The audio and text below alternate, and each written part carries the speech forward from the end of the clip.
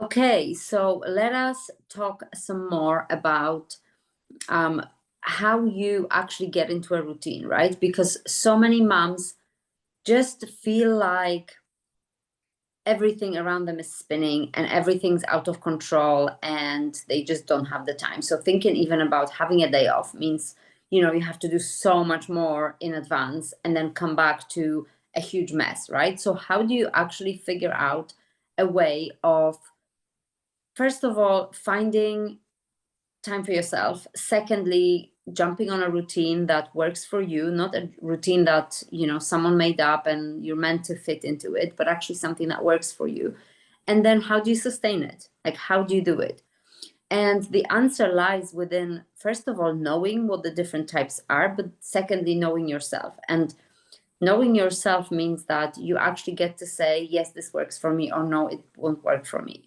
Or yes, I'll try this for that long because that will tell me what, that will let me judge the amount of time that something takes me to implement and to try out and to see if something works. And I think sometimes because we've been told something in the past, someone told us something and it's now a dogma. Like it's, someone said something, so it must be true, right? It's a belief, right? Beliefs are there to help us and to hinder us. And some beliefs, like, I don't know, for example, I'm super efficient. That's a great belief because it helps me be efficient. It helps me do things very well and it helps me feel great about them.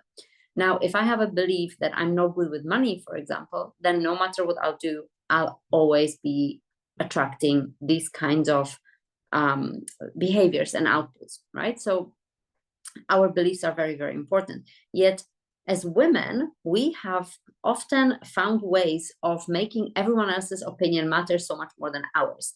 And we're always wrong. And sometimes we hide it by being overly confident in person, in places when we talk to someone or when we feel really defensive, but we don't really feel that inside. And what good is it if we're feeling great outside on the outside, but we're not feeling it on the inside? There's just no point, right? There's just no point to it at all. What needs to happen is for you to feel great inside and to project it outside, because otherwise it all shows up. You're a mess inside and you're a mess out. So what we need to do to go from mess to mastery is really just to master ourselves first. And that comes from understanding who you are. And understanding who you are doesn't mean go to India and spend time in a silent retreat for a year, and you'll gather your thoughts. Maybe for some people that's needed. The likelihood is you don't need all of that, right?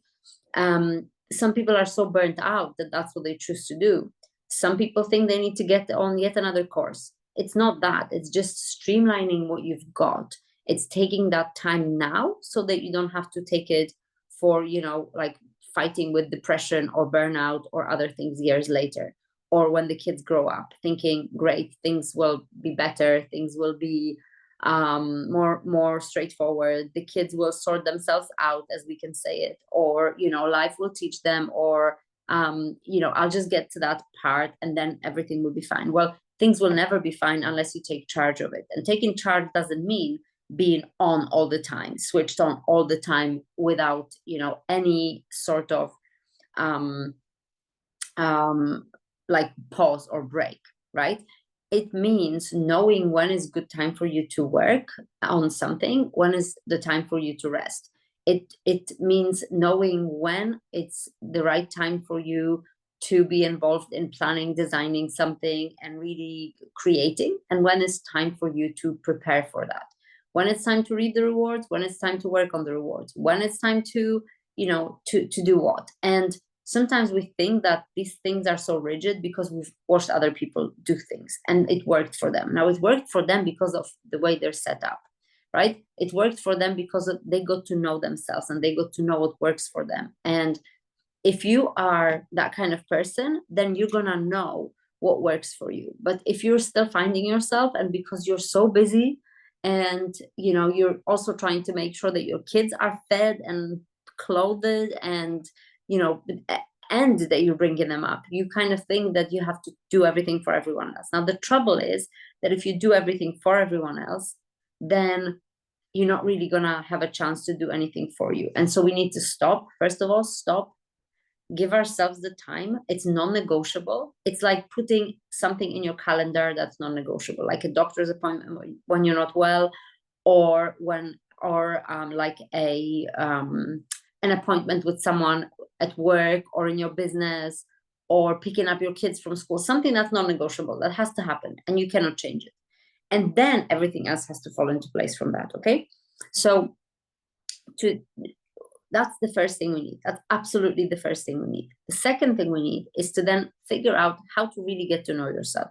And by getting to know yourself, really, you're going to explore different things. And exploring means you're going to have a way, an output, an outlay of putting it on paper into some sort of a written form. Okay, so that means thinking about the overall areas of your life, things that really matter, like your emotions, like your motherhood, like your fitness and vitality, like your relationships, like your friendships, like your finances. Okay, you think about these areas and you think where you are, and then you think about where do you really want to be. And again, that doesn't have to be where do you want to be because someone told you that, or Mary from down the street has it. No, it means where do you really want to be in those areas? What does really great feel for you? And it doesn't have to be the ultimate great. It can just be the great for the next stage, right? You can just think, this is what I want. But by looking at all of these areas together, it helps you really build a picture of a life and a lifestyle that you desire, not just, I want to be fit and have this.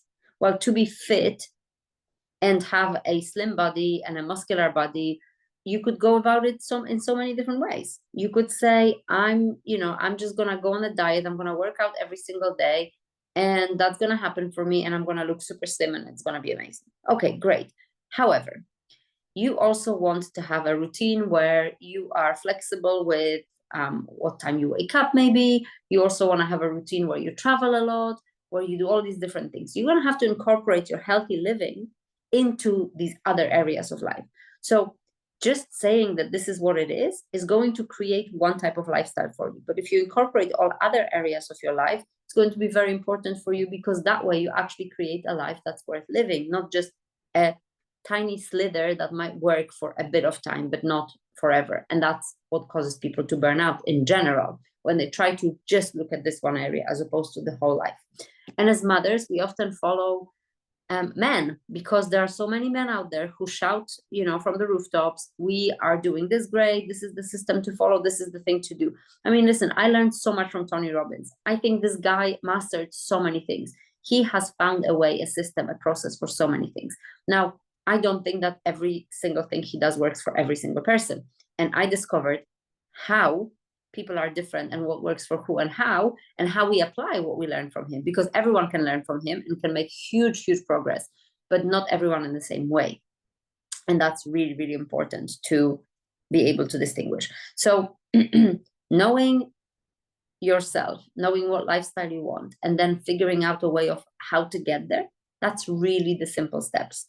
You cannot do that from constantly running behind, from constantly running on empty. Okay, so there's a method I use that I am going to share here in different recordings, and a method that I use for life planning, a method that I used before when I was in my constant go phase, where I would wake up in the morning at 5 o'clock in the morning and do all the life prep and everything in 2-3 hours of my day, and then have the rest of the day for other things. I would use that when I started being more flowy and started to take my time with things. And when I started to change my priorities, I used it when everything fell apart in my life and I had to rebuild it again. But I used it with flexibility, because what people don't tell you is they teach you a system, they teach you a method, they teach you something, but they don't tell you how to go about it. That's just it. It's the rigid thing. Follow that and you'll be fine. Well, follow that, but I come with these variables. So I can't follow this because that. I can't follow this because that.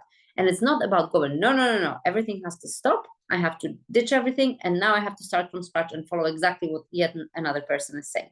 No, we need to find a healthy combination of following a system and following your intuition and following how you are designed, what your internal compass is telling you to do, where to pay attention, where to put your energy, and so on.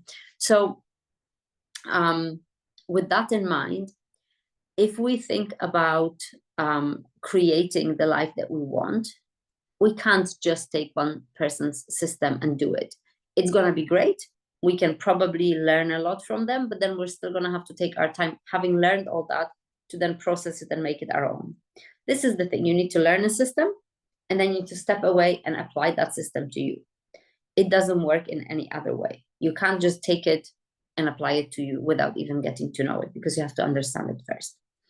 So hopefully that was helpful and helped you highlight why you might be getting stuck in some places.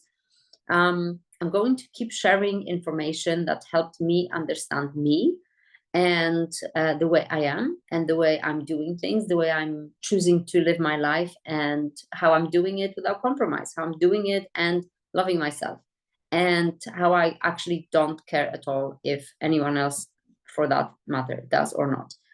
Because I'm being true to myself and I'm happy with that. And kind of that really is what you need when you want to live a happy life. It's not about pleasing everyone. It's about feeling great. And to feel great, some of it comes with, having that love and connection from the outside, but mainly it comes from feeling, doing, being, saying, thinking the same thing, aligned. When you're aligned in those aspects, it doesn't really matter if people are saying to you that they don't like it. You feel right because it feels right. It shows up in your life as the right choice, because your life starts to be great in those areas that you choose to follow those instincts in. Okay, hope that was helpful, and see you guys soon.